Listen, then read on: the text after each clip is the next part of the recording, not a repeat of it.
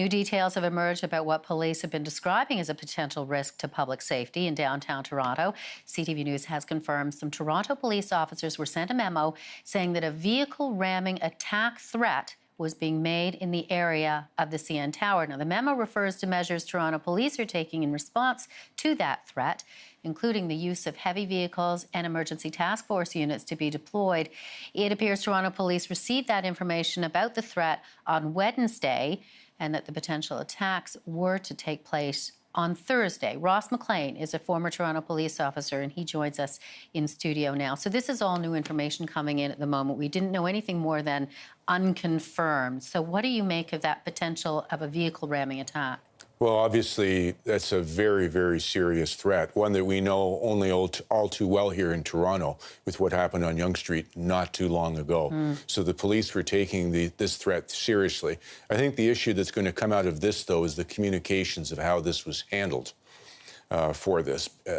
I mean, it was not much good information or direction was given by the police on this. No, what we got this morning was a Twitter message saying unconfirmed information, more police will be there. But it wasn't just more police. I mean, this was a massive deployment.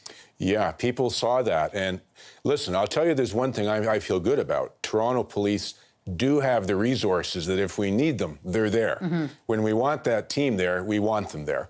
But I think the public needs to be made aware as to what the threat is so that they can perhaps take plans themselves how to either assist the police or to protect themselves. And we don't have to overblow these things. I think the Toronto public, generally speaking, is pretty mature. They understand there's threats. They understand there's bad people. We've seen it.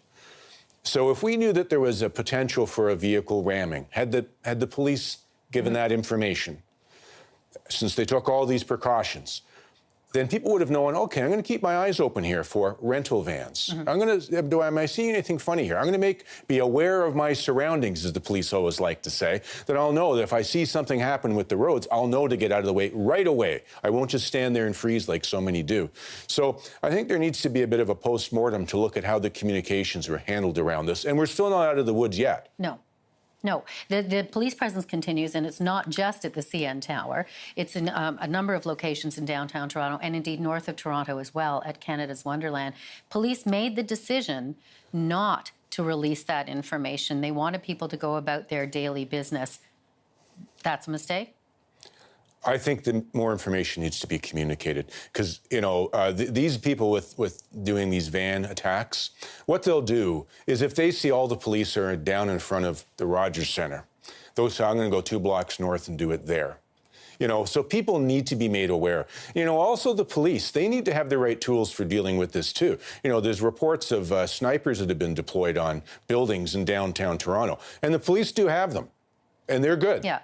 But the issue becomes then you're not legally really supposed to be able to shoot at vehicles to stop them from driving, right? There's changes to the police regulations needed. So if they see a van coming down the road and mounting the sidewalk, of course they're going to do what they need to do, but the regulations need to change. And there's lots of concerns, I think, about the way this was handled. Don't forget, we've got a new terror alert doohickey for our phones now that are supposed to go off. That wasn't done. We don't really have a threat level here.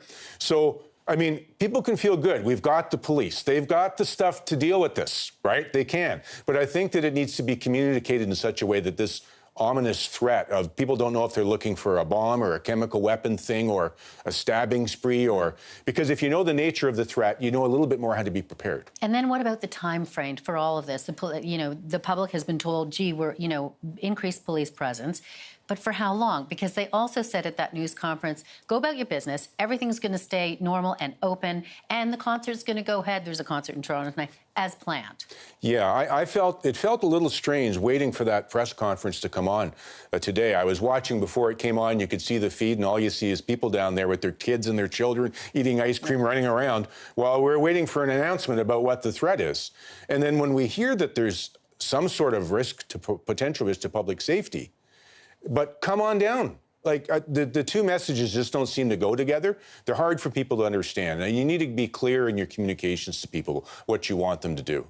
And how long and how much work behind the scenes is being done right now to determine whether or not this continued police heightened police presence that's needed? Well, you can be sure about one thing. Before this memo was created that came out that warned the police about this, there was some intelligence work that was being done behind the scenes, and there would have been people in all sorts of cars going to all kinds of places, investigating all kinds of people, and trying to track down to see if there's anything credible to this threat, if they could find something more to it. We don't know exactly what information the police got or where they got it from. We've seen in the past that some of it has come from, the Five Eyes, all the other spy agencies, because typically with a van attack, we'll see these people will put videos up in their manifesto online saying, I did this for so-and-so, this is the reason I'm doing it. Whether it's the misogynist person or the Islamist person or whichever group wants to do it, they put some video up. So is that what triggered some of this? Did the police get that? We won't hear that right away. That'll be part of their investigation. But they certainly had enough credible evidence that they deployed all these resources and took these extreme steps. We'll continue to follow this story. Ross McLean, thank you very much for coming in.